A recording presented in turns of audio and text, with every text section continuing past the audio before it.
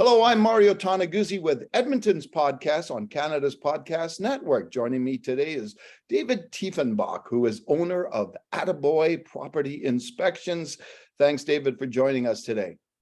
Yes, absolutely. You're welcome. All right, super. Let's start with just an explanation of what Atta-Boy is and what it does. Atta-Boy Property Inspections. Well, we're a home inspection business. We do mostly residential.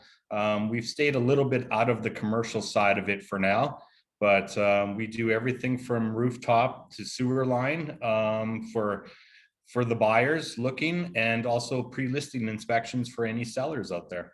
All right, super. How did this start? How did the company begin?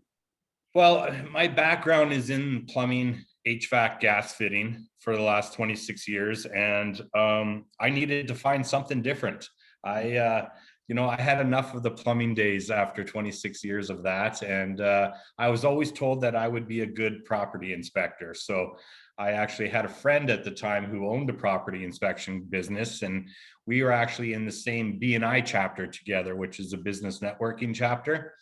And, he always said to me that, you should think about one day about being a property inspector. So I took his advice and went and got my license and started that. All right, super. And tell me where the name comes from.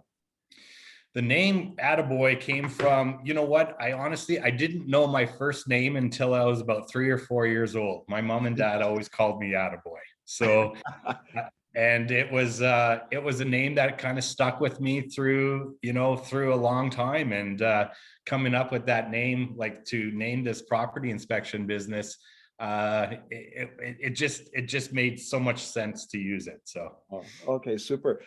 Now, you must see, like, on a daily basis, some weird stuff out there, right? And in homes, anything come to mind as some of the weirdest stuff you've seen in a house during an inspection?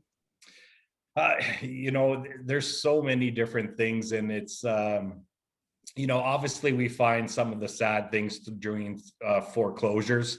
Some of the lifestyles that people have left, like maybe renters or anything like that.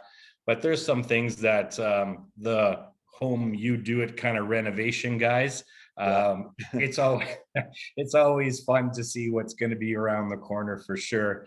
We see sometimes exhaust systems that are just dumping into other rooms. Lots of electrical issues. Lots of people like to play with their own electrical, which is kind of surprising. And scary. Yeah, electrical and plumbing are two biggest things that we find that are pretty crazy stuff. Okay, a couple of things about what you're headed here with the company. And I understand you're looking for franchise opportunities for people. Yes. Since I was in the trades, for the last 26 years, and I wanted to find something different for sure. And I'm out there right now looking for people that are like me, who wanted to, in their late 30s, mid 40s, that want to look at maybe doing something else and have a really good lifestyle doing it. We have set up Atta-Boy Property Inspections to franchise, and we want to concentrate more in the Western Canada side first. We sold our first one here in Edmonton only about 4 or 5 weeks ago, and we have one pending right now in Vancouver. So we're off to the second one to get started. And we have a fantastic opportunity for anyone really with a really good work ethic to get started for sure. Okay, and the other thing I wanted to ask you about is you seem to have a bit of a tug towards youth in trades. Tell me why you think that's important and what you're doing about that. Yeah, next year we're going to start taking some applications, and this is all free, of course, and this is unbiased. I'm looking to get youth involved, younger guys, and we're going to start taking applications from ages anywhere from 15 to 19, guys or girls that are looking to get into trades. This is going to give them a perfect opportunity to come and look and shadow me doing property inspections and to learn about residential home construction. We've also set up where they can go spend some time with plumbers, electricians, framers, insulators, during the summer holidays, to see if any kind of pique their interest on any kind of trade that they may like to get involved in. And then also they have the home inspection side too, training with us if they want to, for sure. All right, super. Let's talk a little bit about yourself, David, and your background. You're from small town near Regina, right? Yeah. There's just east of Regina, a small town called Balgonie, Saskatchewan. I grew up there, and my grandparents had a farm just southeast of there. You know what? I grew up on the farm. I mean, that's what we did. A lot of families went out to the lake, and my family went out to the farm. That was kind of where we went, and I remember the farm life, the harvest season very vividly. It was one of my favorite times of the year, for sure.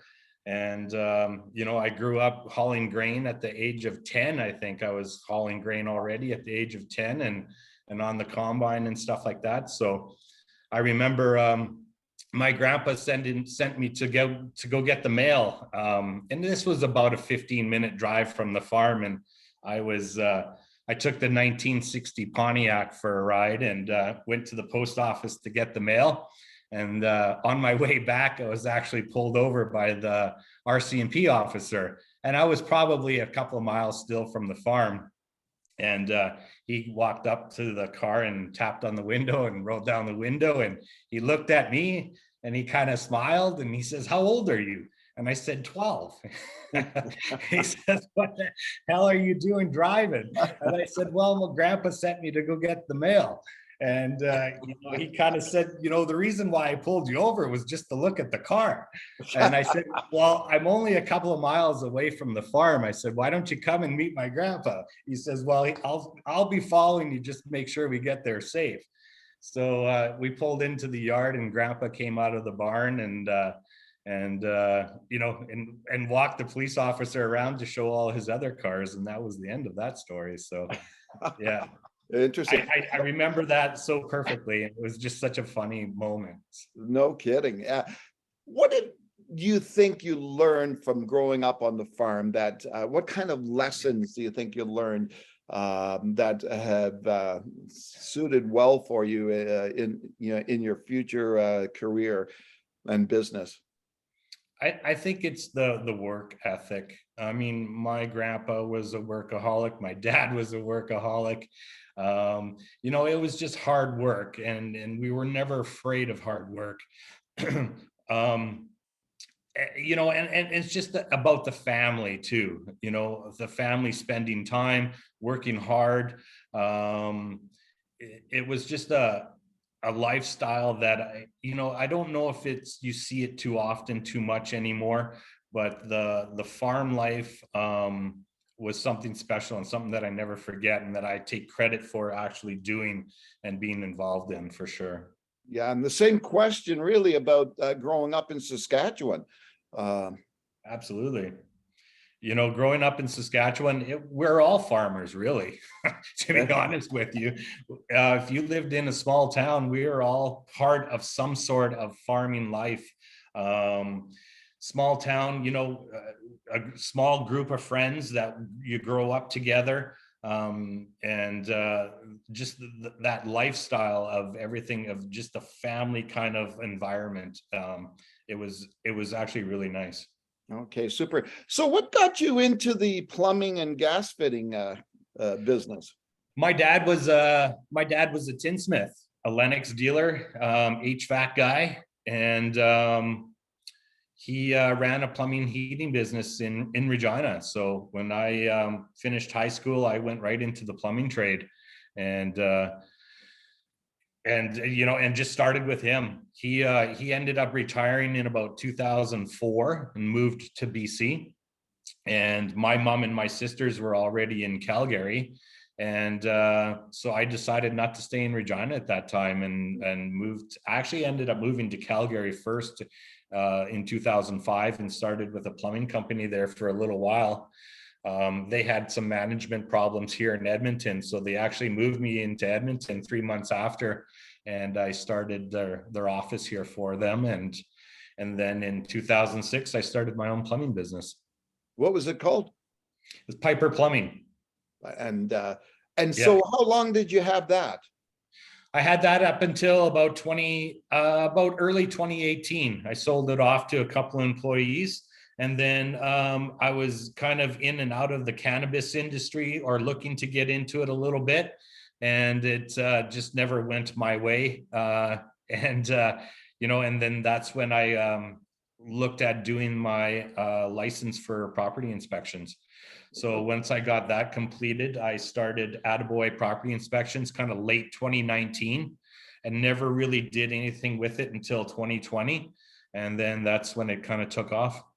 So I just want to backtrack for a second, in terms of the plumbing business.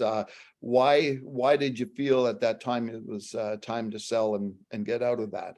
Well, I had a couple of employees that were interested in carrying on with it. And I was kind of like, it was just not in my heart anymore. I needed at that time to find something different. And that's when my friend who owned at that time a property inspection business, him and I had a really good talk about how to get into the business and stuff like that. So he kind of pushed me and nudged me a little bit to get at it. So I'm very grateful and thankful for that, for him to do that, for sure. Okay, can you talk a little bit about, as you mentioned, your brief foray into cannabis? What happened there? Yeah, I mean, the cannabis industry was it was still out of a gray area at that time, and it was something that I thought if I could get in the door running, it would really take off to kind of be the first one. But no, the federal government made a pretty hard stop on me, which was kind of sad and too bad, because it looked like it was actually going to be pretty promising. But yeah, no, it was put at a red light pretty quick. So sorry, why is that?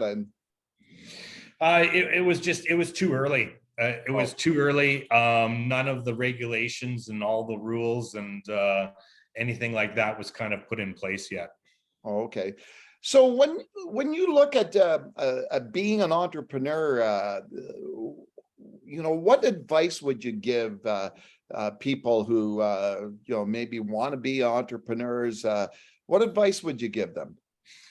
Well, I think being an entrepreneur, you're born being an entrepreneur. I think you should know if you're going to be an entrepreneur before you even become into that. But I mean, it's always something that there's always a little bit of a sacrifice. It's a lifestyle for sure. It's you have to love yourself. You have to know exactly who you are, and you have to find your passion before you get involved in anything. I had a passion of home construction. My background in the plumbing, HVAC, gas fitting kind of fit that passion. Yeah. And my customer service, my plumbing company was mostly plumbing service. So, I had all that kind of set up and ready to go. And then the passion of it, of helping people, go out there and find their home or their forever home.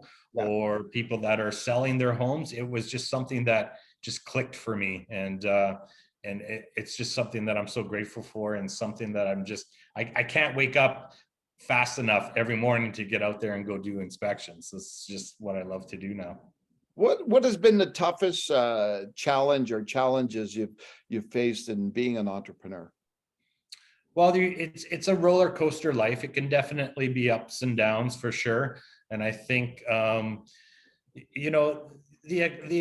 things like the economies can always play a part of that for different entrepreneurs. I think that I think off the beginning, it's always really difficult to get all your systems and procedures in place. And I think once you do that and you start out hiring the other person is when things really start to, it's like almost like pushing a snowball down a mountain. Once those systems are in play and you start hiring the right people for the right positions, it becomes fun, actually. And the training part of it and everything, and the culture that you build around your business is so important.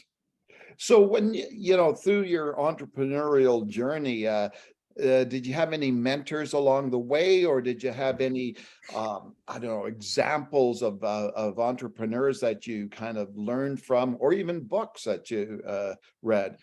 Yeah, no, absolutely. The Atomic Habits, Darren Hardy was always somebody, all his books. I'm usually up in the mornings at about 4:35 a.m. And the very first thing I do is actually have my coffee and do a lot of reading. And Darren Hardy was always a lot of his books.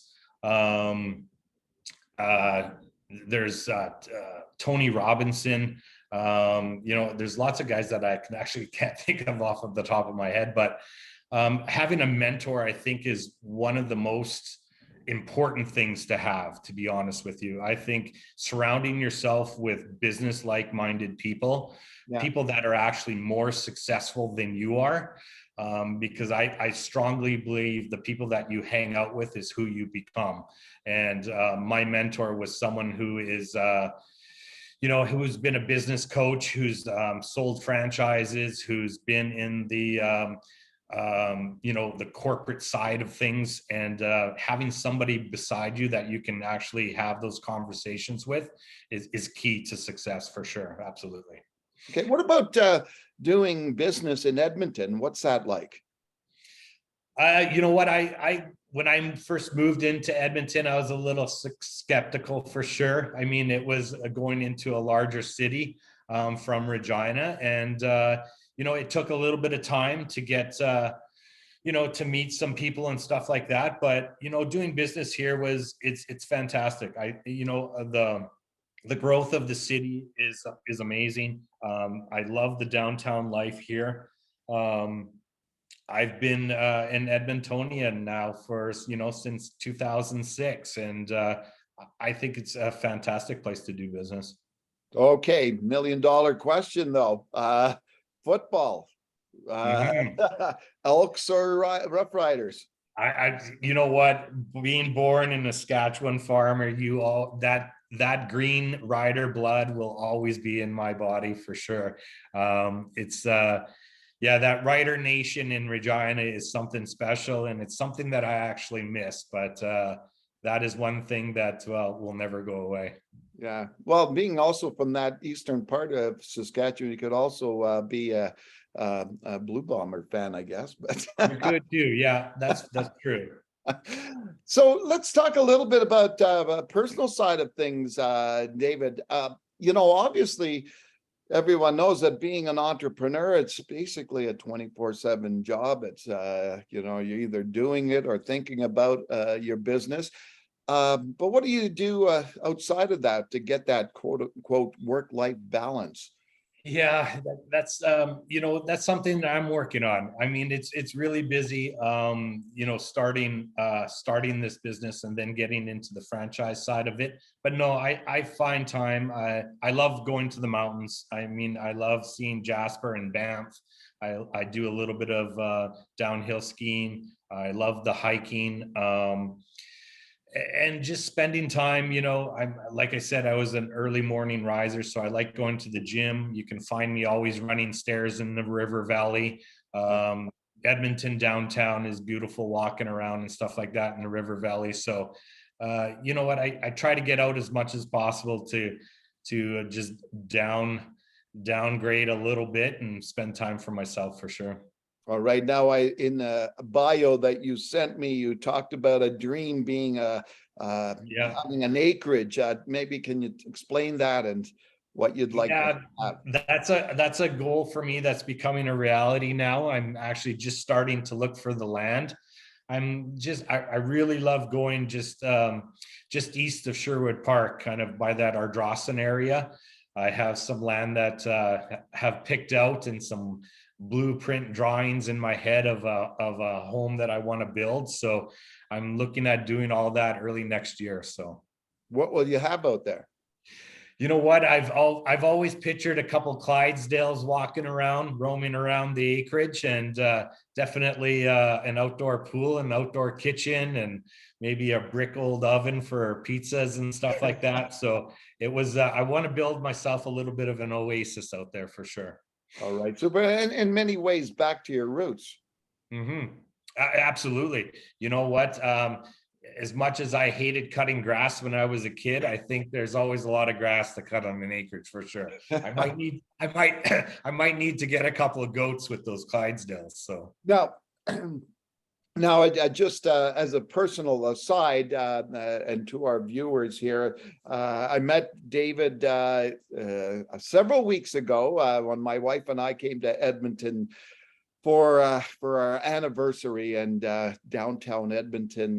We met David sitting at the bar at Bodega restaurant, a great Italian restaurant down there. So I'm kind of curious of your lifestyle. You know, you live in the heart of a downtown core to go out to an acreage outside the city. How is that transition going to take place? And for you, more from a mental perspective. Yeah, you know what? I think that farm life, that acreage style has always really been there for me. But I do love the downtown. I really do. We have some fantastic restaurants down here that, as you know, down 104th Street there, where we met. I think I'm always going to be traveling back into downtown to hit them up for sure. So. Okay, super. Now, if you don't mind, David, one thing you shared with my wife and I that evening was your family's connection with the church. And can you maybe talk a little bit about that? And yeah, I mean, we just outside of Momart, Saskatchewan is where the homestead is. And we have great grandparents who homesteaded there, actually built the church there back in, I believe it was 1905. It was all hand built, hand painted through the family, and it's a family owned church. And it's you know, something that I'm pretty proud of. I have a lot of different cousins and that still get married out there, lots of baptisms. We have a priest that's right in Momart, Saskatchewan, that comes out to there to help us with all the services and stuff like that. We spend anytime that I go back to Regina, I drive out there obviously to see the homestead and to visit the church. You know, it's been in the family for many generations, and it's going to continue to be, and it's just something that we're pretty proud of. all right, super. And one last thing, David, if people are interested in franchise opportunities with Atta-Boy, how do they reach out to you? Yeah, they can go right to the website and click. It's basically click the franchise opportunity page.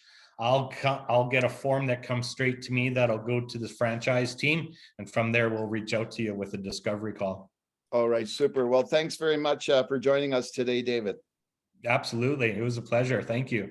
All right, super. That was David Tiefenbach, who is owner of Atta-Boy Property Inspections in Edmonton. My name is Mario Tonaguzzi. I'm with Edmonton's podcast on Canada's Podcast Network. Thanks for joining us today.